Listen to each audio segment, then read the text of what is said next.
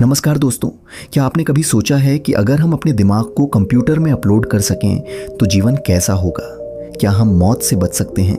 ये सुनने में किसी साइंस फिक्शन फिल्म जैसा लगता है, लेकिन आज के वैज्ञानिकों का दावा है कि यह तकनीक अब बस कुछ ही वर्षों की दूरी पर है।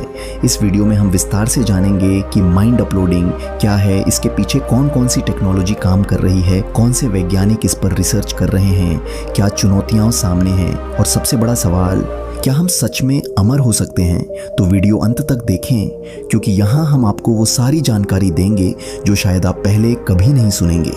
तो सबसे पहले सवाल यह है कि माइंड अपलोडिंग है क्या? सरल शब्दों में इसका मतलब है हमारे दिमाग की पूरी जानकारी, हमारी यादें, विचार, आदतें, व्यक्तित्व को डिजिटल रूप में बदलकर किसी कंप्यूटर या क्लाउड में सेव करना।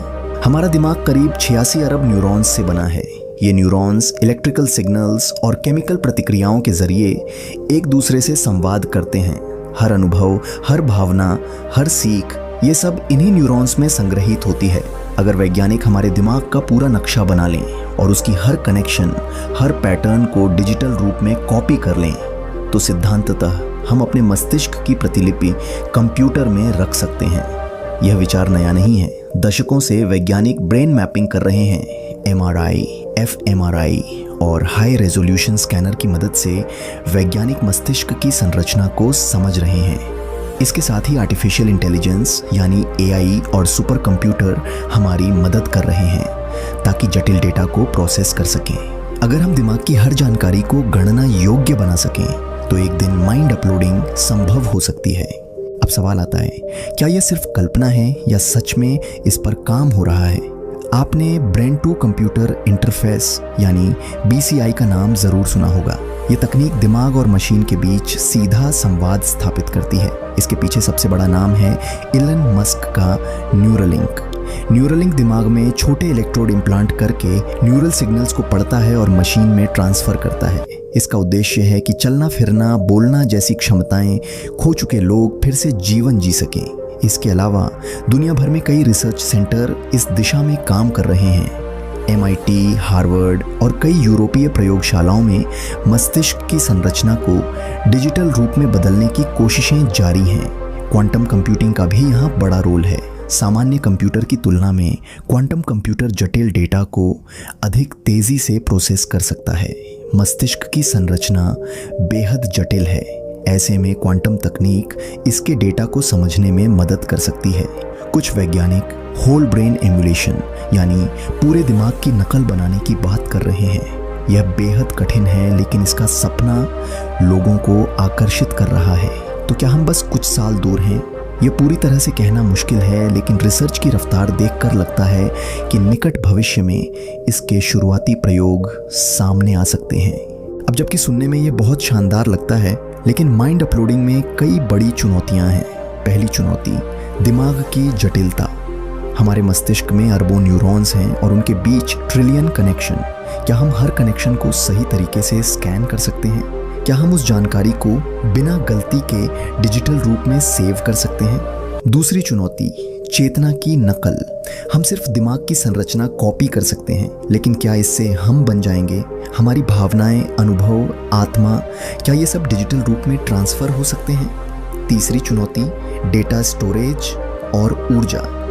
एक मस्तिष्क का डेटा असाधारण मात्रा में होता है। उसे स्टोर करना और उसे चलाने के लिए आवश्यक ऊर्जा भी बहुत ज़्यादा होगी। चौथी चुनौती, साइबर सुरक्षा।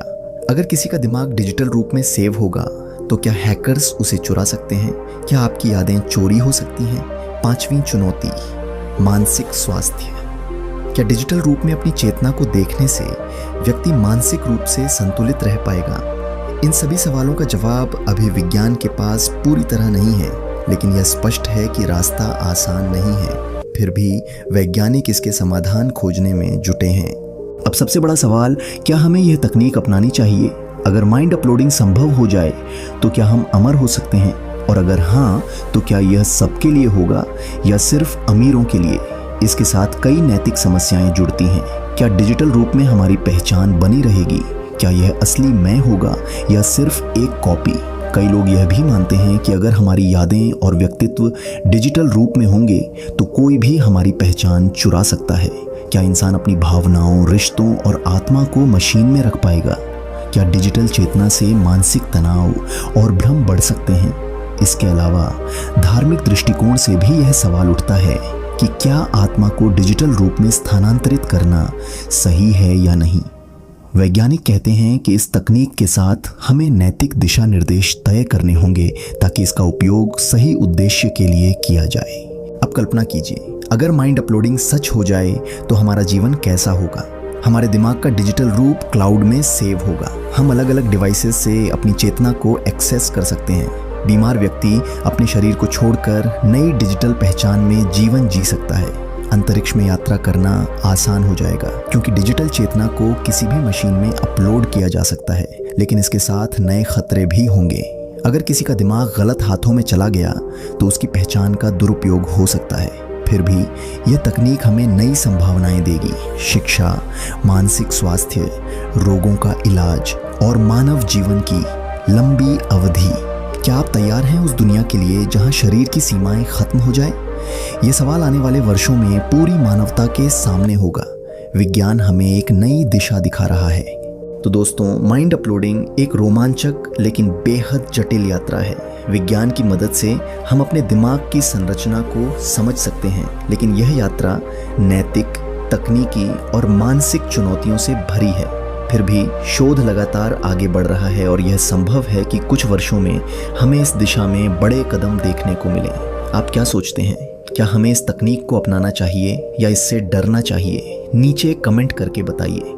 अगर आपको यह वीडियो पसंद आया हो तो लाइक करें, शेयर करें और हमारे चैनल को सब्सक्राइब करें ताकि आप विज्ञान और भविष्य की नई खोजों से जुड़ी जानकारी सबसे पहले पा सकें।